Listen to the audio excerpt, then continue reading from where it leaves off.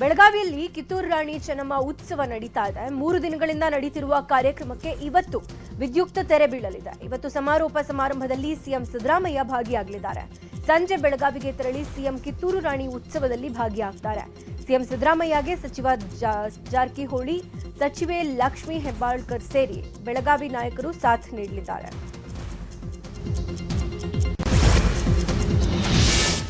ಬೆಳಗಾವಿಗೂ ಮುನ್ನ ಸಿಎಂ ಸಿದ್ದರಾಮಯ್ಯ ಬೆಂಗಳೂರು ದಕ್ಷಿಣ ಜಿಲ್ಲಾ ಪ್ರವಾಸ ಕೈಗೊಂಡಿದ್ದಾರೆ. ಇವತ್ತು ಬಿಡದಿಯ ಬನ್ನಿಕುಪ್ಪೆ ಗ್ರಾಮದಲ್ಲಿ ನಡೆಯುವ ದಾರುಲ್ ಕುರಾನ್ ಕ್ಯಾಂಪಸ್ನ ಉದ್ಘಾಟನೆಯನ್ನ ನೆರವೇರಿಸಲಿದ್ದಾರೆ.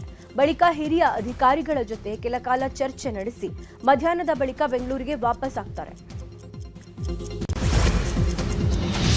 ನಟ ದರ್ಶನ್ಗೆ ಜೈಲಿನಲ್ಲಿ ಹಾಸಿಗೆ ದಿಂಬು ನೀಡೋ ವಿಚಾರವಾಗಿ ಕಾನೂನು ಸೇವಾ ಪ್ರಾಧಿಕಾರದ ವರದಿ ಮೇಲೆ ವಾದಕ್ಕೆ ಕಾಲಾವಕಾಶ ಕೋರಲಾಗಿದೆ. ದರ್ಶನ್ ಪರ ವಕೀಲ ಸುನಿಲ್ 57ನೇ ಸಿಸಿಎಚ್ ಕೋರ್ಟ್ನಲ್ಲಿ ಕಾಲಾವಕಾಶಕ್ಕೆ ಮನವಿ ಮಾಡಿರುವುದರಿಂದ ವಿಚಾರಣೆ ಇವತ್ತು ನಡೆಯಲಿದ್ದು, ಇಂದು ದರ್ಶನ್ ಹಾಸಿಗೆ ದಿಂಬು ಭವಿಷ್ಯ ನಿರ್ಧಾರವಾಗುತ್ತೆ.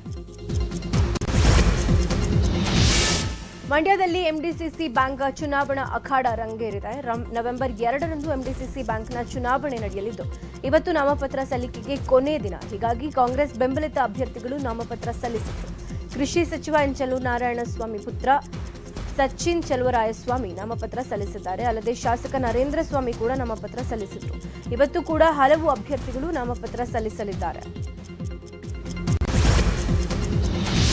ಈರುಳ್ಳಿ ದರ ದಿನೇ ದಿನೇ ಕುಸಿತವಾಗ್ತಾ ಇರುವ ಹಿನ್ನೆಲೆ ರೈತರು ಪ್ರತಿಭಟನೆ ನಡೆಸಲು ಮುಂದಾಗಿದ್ದಾರೆ. ಇವತ್ತು ಹುಬ್ಬಳ್ಳಿಯಲ್ಲಿ ಚಕ್ಕಡಿ ಟ್ರಾಕ್ಟರ್ಗಳೊಂದಿಗೆ ಬೃಹತ್ ಪ್ರತಿಭಟನೆ ನಡೆಸಲು ನಿರ್ಧರಿಸಿದ್ದಾರೆ. ಜಿಲ್ಲಾ ಪಂಚಾಯಿತಿ ಮಾಜಿ ಉಪಾಧ್ಯಕ್ಷ ಶಿವಾನಂದ ಕರಿಗಾರ ನೇತೃತ್ವದಲ್ಲಿ ಹುಬ್ಬಳ್ಳಿಯ ಅಮರಗೋಳ ಎಪಿಎಂಸಿ ಬಳಿ ಪ್ರತಿಭಟನೆ ಮಾಡಲಿದ್ದಾರೆ.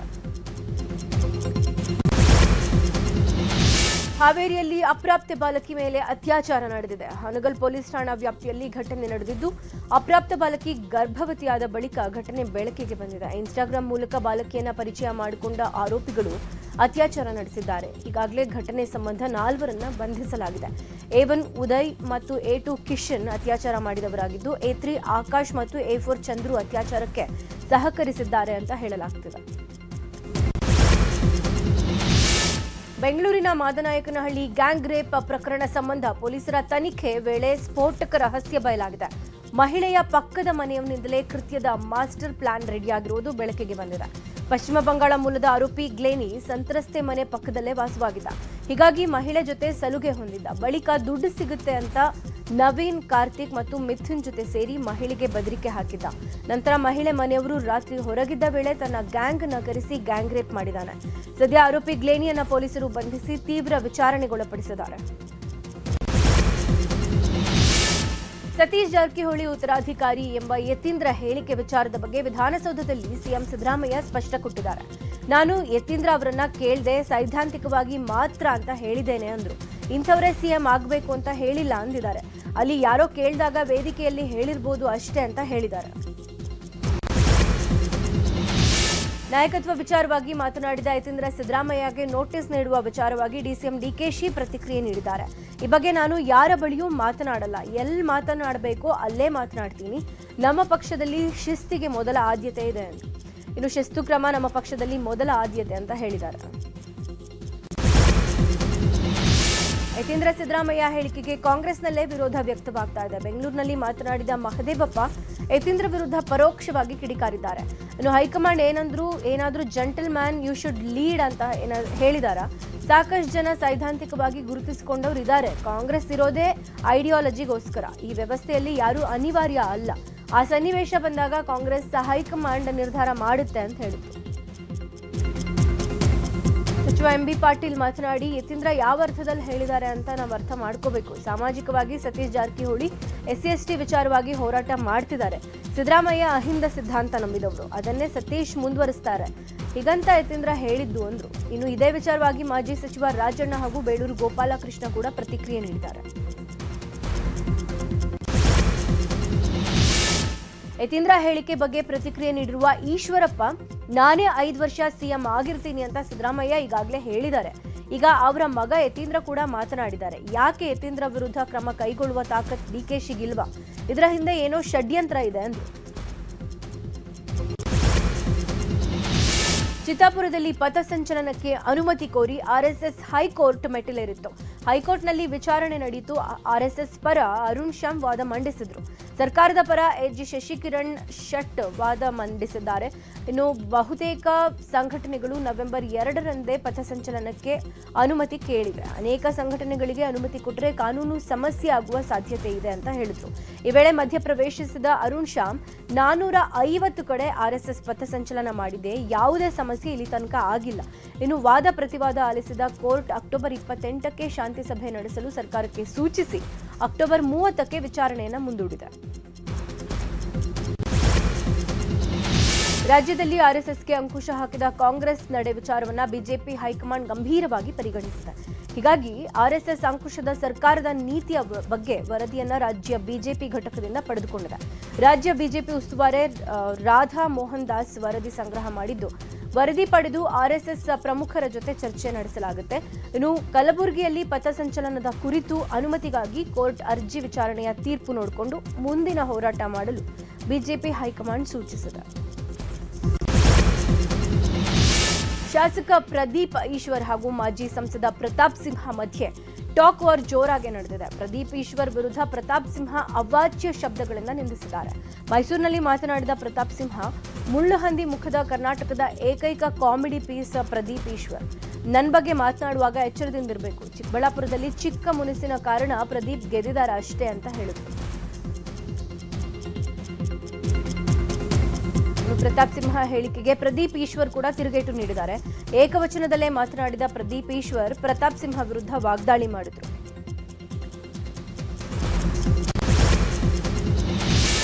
ಆಂಧ್ರಪ್ರದೇಶದ ಕರ್ನೂಲ್ ಬಳಿ ಭೀಕರ ಅಪಘಾತ ಸಂಭವಿಸಿದ್ದು, ಖಾಸಗಿ ಬಸ್ ಒಂದು ಹೊತ್ತಿ ಉರಿದಿದೆ. ಬಸ್ನಲ್ಲಿದ್ದ 20ಕ್ಕೂ ಹೆಚ್ಚು ಮಂದಿ ಸಜೀವ ದಹನವಾಗಿದ್ದಾರೆ. ಹೈದರಾಬಾದ್ನಲ್ಲಿ ಅಂಗಡಿ ನಡೆಸ್ತಾ ಇದ್ದ 30 ವರ್ಷದ ವ್ಯಕ್ತಿಯು ಸಾವನ್ನಪ್ಪಿದ್ದು, ಕುಟುಂಬಸ್ಥರು ಕಣ್ಣೀರಲ್ಲಿ ಕೈ ತೊಳೆದಿದ್ದಾರೆ. ಶವವನ್ನ ಗುರುತಿಸಲು ಆಸ್ಪತ್ರೆಯ ಹೊರಗೆ ಕಾಯ್ತಾ ಇದ್ರು. ಮತ್ತೊಂದು ಕಡೆ ಮೃತರನ್ನ ನೆನೆದು ಕಣ್ಣೀರು ಹಾಕ್ತಿದ್ರು. ಕರ್ನೂಲ್ ಬಸ್ ದುರಂತಕ್ಕೆ ಕಾರಣವಾದ ಮತ್ತೊಂದು ಸ್ಫೋಟಕ ಅಂಶ ಈಗ ಬೆಳಕಿಗೆ ಬಂದಿದೆ.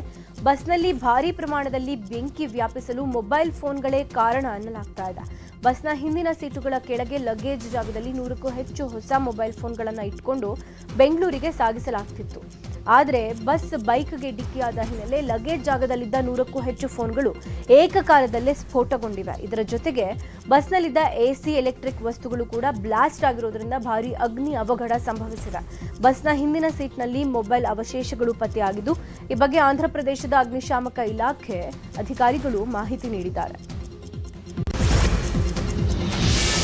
ಅಕ್ರಮ ಶಸ್ತ್ರಾಸ್ತ್ರ ಕಾಯ್ದೆಯಡಿ ಮಹೇಶ್ ಶೆಟ್ಟಿ ತಿಮರೋಡಿ ವಿರುದ್ಧ ದಾಖಲಾಗಿದ್ದ ಎಫ್ಐಆರ್ಗೆ ಹೈಕೋರ್ಟ್ ಮಧ್ಯಂತರ ತಡೆ ನೀಡಿದೆ. ಈ ಮೂಲಕ ಮಹೇಶ್ ಶೆಟ್ಟಿ ತಿಮರೋಡಿಗೆ ತಾತ್ಕಾಲಿಕ ರಿಲೀಫ್ ಸಿಕ್ಕಿದೆ. ಶಸ್ತ್ರಾಸ್ತ್ರ ಕಾಯ್ದೆಯಡಿ ದಾಖಲಾಗಿದ್ದ ಎಫ್ಐಆರ್ ರದ್ದು ಕೋರಿ ಮಹೇಶ್ ಶೆಟ್ಟಿ ತಿಮರೋಡಿ ಹೈಕೋರ್ಟ್ಗೆ ಅರ್ಜಿ ಸಲ್ಲಿಸಿದ್ರು. ಈ ಅರ್ಜಿಯನ್ನು ಹೈಕೋರ್ಟ್ ನ್ಯಾಯಮೂರ್ತಿ ಮೊಹಮ್ಮದ್ ನವಾಜ್ ಅವರಿದ್ದ ನ್ಯಾಯಪೀಠ ವಿಚಾರಣೆಯನ್ನ ನಡೆಸಿ ಮಧ್ಯಂತರ ತಡೆಯನ್ನ ನೀಡಿ ಆದೇಶ ನೀಡಿದೆ. ತಿಮರೋಡಿ ಮನೆಯಲ್ಲಿ ಸಿಕ್ಕಿರೋದು ಏರ್ ಗನ್ ಆಗಿದೆ. ಅದಕ್ಕೆ ಲೈಸೆನ್ಸ್ ಅಗತ್ಯವಿಲ್ಲದೇ ಇದ್ರೂ ಕೇಸ್ ದಾಖಲಿಸಲಾಗಿದೆ. ಅರ್ಜಿದಾರರಿಗೆ ಕಿರುಕುಳ ನೀಡುವ ಏಕೈಕ ಉದ್ದೇಶದಿಂದ ಎಫ್ಐಆರ್ ದಾಖಲಿಸಲಾಗಿದೆ ಅಂತ ತಿಮರೋಡಿ ಪರ ವಕೀಲರು ವಾದಿಸಿದರು. ಈ ಹಿನ್ನೆಲೆಯಲ್ಲಿ ಹೈಕೋರ್ಟ್ ಮಧ್ಯಂತರ ತಡೆ ನೀಡಿ ವಿಚಾರಣೆಯನ್ನ ನವೆಂಬರ್ 3ನೇ ವಾರಕ್ಕೆ ಮುಂದೂಡಿಕೆ ನೀಡಿದೆ. ಮಾಜಿ ಬಿಗ್ ಬಾಸ್ ಸ್ಪರ್ಧಿ Divya Suresh hit and run ಮಾಡಿದ್ದಾರೆ. ಹೀಗಂತ ಆರೋಪ ಕೇಳಿಬಂದಿದೆ. ಅಕ್ಟೋಬರ್ 4ರ ರಾತ್ರಿ 1:30 ಸುಮಾರಿಗೆ ಘಟನೆ ನಡೆದಿದೆ. ಬ್ಯಾಟರಾಯನಪುರದ ಎಂಎಂ ರಸ್ತೆಯಲ್ಲಿ ಅಪಘಾತ ನಡೆದಿದೆ. ದಿವ್ಯಾ ಸುರೇಶ್ ಓಡಿಸುತ್ತಿದ್ದ ಕಾರ್ ಬೈಕ್ಗೆ ಡಿಕ್ಕಿ ಹೊಡೆದಿತ್ತು. ಘಟನೆಯಲ್ಲಿ 3 ಗಾಯಗೊಂಡಿದ್ರು. ಅನಿತಾ ಎನ್ನುವವರ ಮಂಡಿಗೆ ಗಂಭೀರ ಗಾಯ ಆಗಿತ್ತು. ಇನ್ನು ಅಕ್ಟೋಬರ್ 7ರಂದು ಕಿರಣ್ ಬ್ಯಾಟರಾಯನಪುರ ಠಾಣೆಯಲ್ಲಿ ದೂರನ್ನ ನೀಡಿದ್ರು. ದಿವ್ಯಾ ಸುರೇಶ್ ಕಾರು ಪತ್ತೆ ಹಚ್ಚಿದ್ದ ಪೊಲೀಸರು ಸೀಸ್ ಮಾಡಿದ್ದು ತನಿಖೆ ಮುಂದುವರೆದಿದೆ. ಹಿಟ್ ಅಂಡ್ ರನ್ ಕೇಸ್ ಬೆನ್ನಲ್ಲೇ ಬಿಗ್ ಬಾಸ್ ಮಾಜಿ ಸ್ಪರ್ಧಿ ದಿವ್ಯಾ ಸುರೇಶ್ ತಮ್ಮ ಇನ್ಸ್ಟಾಗ್ರಾಮ್ ಸ್ಟೋರಿಯಲ್ಲಿ ವಿಡಿಯೋವೊಂದನ್ನು ಹಂಚಿಕೊಂಡಿದ್ದಾರೆ. ಕಾನೂನಿನ ಮುಂದೆ ಯಾರೂ ದೊಡ್ಡವರಲ್ಲ, ಯಾರೂ ಚಿಕ್ಕವರಲ್ಲ, ನಾವೆಲ್ಲರೂ ಸಮಾನರೇ. ತಪ್ಪು ಯಾರೇ ಮಾಡಿರಲಿ, ನಾವೆಲ್ಲರೂ ಸಮಾನರೇ. ತಪ್ಪು ಮಾಡಿದವರಿಗೆ ಶಿಕ್ಷೆ ಆಗಲೇಬೇಕು ಅನ್ನುವಂಥ ಸ್ಟೋರಿಯನ್ನ ಪೋಸ್ಟ್ ಮಾಡಿದ್ದಾರೆ.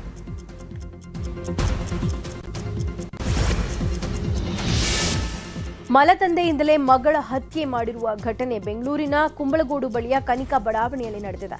ದರ್ಶನ್ ಎಂಬಾತನ ಜೊತೆ ಬಾಲಕಿ ತಾಯಿ ಶಿಲ್ಪಾ 2ನೇ ಮದುವೆ ಆಗಿದ್ರು. ಆದರೆ ಹೆಂಡತಿ ಶಿಲ್ಪಾ ಜೊತೆ ಗಲಾಟೆ ಮಾಡಿಕೊಂಡಿದ್ದ ಆರೋಪಿ ದರ್ಶನ್ ಅದೇ ಸಿಟ್ಟಿನಲ್ಲಿ ಬಾಲಕಿ ಸಿರಿಯನ್ನ ಉಸಿರುಗಟ್ಟಿಸಿ ಕೊಲೆ ಮಾಡಿ ಎಸ್ಕೇಪ್ ಆಗಿದ್ದಾರೆ. ಸ್ಥಳಕ್ಕೆ ಕುಂಬಳಗೋಡು ಪೊಲೀಸರು ಭೇಟಿ ನೀಡಿ ಪರಿಶೀಲನೆ ನಡೆಸಿದ್ದಾರೆ. ಪ್ರೇಯಸಿ ಜೊತೆ ಜಗಳವಾಡಿ ಬಳಿಕ ಪ್ರಿಯಕರ ರಸ್ತೆ ಪಕ್ಕ ಇದ್ದ ಕೆರೆಗೆ ಹಾರಿ ಆತ್ಮಹತ್ಯೆ ಮಾಡಿಕೊಂಡಿರುವ ಘಟನೆ ತಮಿಳುನಾಡಿನ ತಿರುವಾರೂರಿನಲ್ಲಿ ನಡೆದಿದೆ. ಪ್ರವೀಣ್ ಕುಮಾರ್ ಆತ್ಮಹತ್ಯೆ ಮಾಡಿಕೊಂಡ ಯುವಕನಾಗಿದ್ದು, ಇನ್ಸ್ಟಾಗ್ರಾಂನಲ್ಲಿ ಜಯಶ್ರೀ ಎಂಬ ಯುವತಿ ಪ್ರವೀಣ್ಗೆ ಪರಿಚಯವಾಗಿದ್ಲು. ಬಳಿಕ ಪರಿಚಯ ಪ್ರೀತಿಗೆ ತಿರುಗಿತ್ತು. ಸ್ವಲ್ಪ ದಿನ ಇಬ್ರು ಚೆನ್ನಾಗೇ ಇದ್ರು. ಆದರೆ ಜಯಶ್ರೀ ಕೆಲ ದಿನಗಳಿಂದ ಪ್ರವೀಣ್ನಿಂದ ದೂರ ಇದ್ಲು. ಇದೇ ವಿಚಾರಕ್ಕೆ ಇಬ್ಬರ ನಡುವೆ ಜಗಳವಾಗಿ ಪ್ರವೀಣ್ ಕೆರೆಗೆ ಹಾರಿ ಆತ್ಮಹತ್ಯೆ ಮಾಡಿಕೊಂಡಿದ್ದಾರೆ. ಇನ್ನು ಪತ್ನಿ ಮೇಲೆ ಪತಿ ಮಾರಣಾಂತಿಕ ಹಲ್ಲೆ ನಡೆಸಿರುವ ಘಟನೆ ವಿಜಯಪುರದ ಸಿಂದಗಿಯಲ್ಲಿ ನಡೆದಿದೆ. ಸಿಂದಗಿಯ ಆನಂದ ಟಾಕೀಸ್ ಬಳಿ ಯಮನಪ್ಪ ಮಾದಾರ್ ಅನ್ನೋರು ತನ್ನ ಪತ್ನಿ ಅನುಸೂಯ ಮೇಲೆ ಮಚ್ಚಿನಿಂದ ಹಲ್ಲೆ ಮಾಡಿದ್ದಾರೆ. ನಡು ರಸ್ತೆಯಲ್ಲಿ ಹಲ್ಲೆ ಮಾಡೋದಲ್ಲದೆ ತಡೆಯಲು ಬಂದವರಿಗೆ ಆವಾಜ್ ಹಾಕಿದ್ದಾನೆ. ಯಮನಪ್ಪ ಮೇಲೆ ಕಲ್ಲು ಹಾಗೂ ರಾಡ್ನಿಂದ ಹಲ್ಲೆ ಮಾಡಿದ ಸ್ಥಳೀಯರು ಪತ್ನಿಯನ್ನ ರಕ್ಷಿಸಿದ್ದಾರೆ. ಗಾಯಾಳುಗಳನ್ನ ಸಿಂದಗಿ ತಾಲೂಕು ಆಸ್ಪತ್ರೆಗೆ ದಾಖಲು ಮಾಡಲಾಗಿದೆ.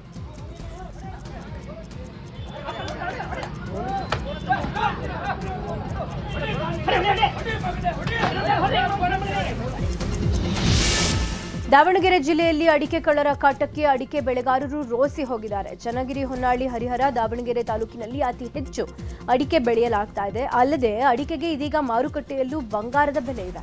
ಪ್ರತಿ ಕ್ವಿಂಟಾಲ್ಗೆ 68ರಿಂದ 70 ಸಾವಿರಕ್ಕೆ ಮಾರಾಟವಾಗ್ತಾ ಇದೆ. ಇದೇ ಕಾರಣಕ್ಕೆ ಕಳ್ಳರ ಹಾವಳಿ ಹೆಚ್ಚಾಗಿದ್ದು, ತೋಟದಲ್ಲಿದ್ದ ಹಸಿ ಅಡಿಕೆ ಕದ್ದು ಕಳ್ಳರು ಎಸ್ಕೇಪ್ ಆಗ್ತಿದ್ದಾರೆ. ಕಳ್ಳರ ಕಾಟ ತಪ್ಪಿಸಲು ತೋಟಕ್ಕೆ ಸಿಸಿಟಿವಿ ಹಾಕಿಸಿದ್ರೂ ಯಾವುದೇ ಪ್ರಯೋಜನ ಆಗಿಲ್ಲ. ಹೀಗಾಗಿ ಚಿಲ್ಲರೆ ಅಡಿಕೆ ವ್ಯಾಪಾರ ಮಾಡಲು ಬರುವ ಖರೀದಿದಾರರ ಮೇಲೆ ನಿಗಾ ಇಡುವಂತೆ ಎಸ್ಪಿ ಉಮಾಪ್ರಶಾಂತ್ಗೆ ಗ್ರಾಮಸ್ಥರು ಮನವಿ ಮಾಡಿದ್ದಾರೆ. ಕೋಲಾರದ ಮುಳಬಾಗಿಲು ನಗರದಲ್ಲಿ 3 ಶಾಲಾ ವಿದ್ಯಾರ್ಥಿನಿಯರು ನಾಪತ್ತೆ ಕೇಸ್ ಸಂಬಂಧ 3 ವಿದ್ಯಾರ್ಥಿನಿಯರು ಬೆಂಗಳೂರಿನಲ್ಲಿ ಪತ್ತೆಯಾಗಿದ್ದಾರೆ. ಮೋನಿತಾ, ತನುಶ್ರೀ ಮತ್ತು ಬಾಲಕಿ ಶಾಲೆಗೆ ತೆರಳದೆ ನಾಪತ್ತೆ ಆಗಿದ್ರು. ಸದ್ಯ 3 ವಿದ್ಯಾರ್ಥಿನಿಯರು ಬಸ್ನಲ್ಲಿ ಬೆಂಗಳೂರಿಗೆ ತೆರಳಿದ್ರು ಎನ್ನುವ ಮಾಹಿತಿ ಸಿಕ್ಕಿದೆ. ಕೂಡಲೇ ಕಾರ್ಯಪ್ರವೃತ್ತರಾದ ಮುಳಬಾಗಿಲು ಪೊಲೀಸರು 3 ವಿದ್ಯಾರ್ಥಿನಿಯರನ್ನ ಕರೆತಂದು ಪೋಷಕರಿಗೆ ಒಪ್ಪಿಸಿದ್ದಾರೆ. ದೆಹಲಿ ಕಸ್ಟಮ್ಸ್ ಅಧಿಕಾರಿಗಳು ಭರ್ಜರಿ ಬೇಟೆಯಾಡಿದ್ದಾರೆ. ಇಂದಿರಾ ಗಾಂಧಿ ವಿಮಾನ ನಿಲ್ದಾಣದಿಂದ ಅಕ್ರಮವಾಗಿ ಸಾಗಿಸಿದ್ದ 997.5 ಗ್ರಾಂ ತೂಕದ ಚಿನ್ನದ ಬಿಸ್ಕೆಟ್ಗಳನ್ನು ಸೀಸ್ ಮಾಡಿದ್ದಾರೆ. ಇನ್ನು ಪ್ರಕರಣ ಸಂಬಂಧ ಓರ್ವ ಮಹಿಳೆಯನ್ನ ಕಸ್ಟಮ್ ಅಧಿಕಾರಿಗಳು ವಶಕ್ಕೆ ಪಡೆದಿದ್ದು ವಿಚಾರಣೆ ಮಾಡಿದ್ದಾರೆ. ಧಾರವಾಡದ ಹೆಬ್ಬಳ್ಳಿ ರೈತನ ಆತ್ಮಹತ್ಯೆ ಕೇಸ್ಗೆ ಬಿಗ್ ಟ್ವಿಸ್ಟ್ ಸಿಕ್ಕಿದೆ. ಬೆಳೆ ಸಾಲದಿಂದ ರೈತ ಆತ್ಮಹತ್ಯೆ ಮಾಡಿಕೊಂಡಿಲ್ಲ, ಬದಲಾಗಿ ಫಿನಾನ್ಸ್ ಅವರ ಕಿರುಕುಳದಿಂದ ಆತ್ಮಹತ್ಯೆ ಮಾಡಿಕೊಂಡಿರೋದು ಬೆಳಕಿಗೆ ಬಂದಿದೆ.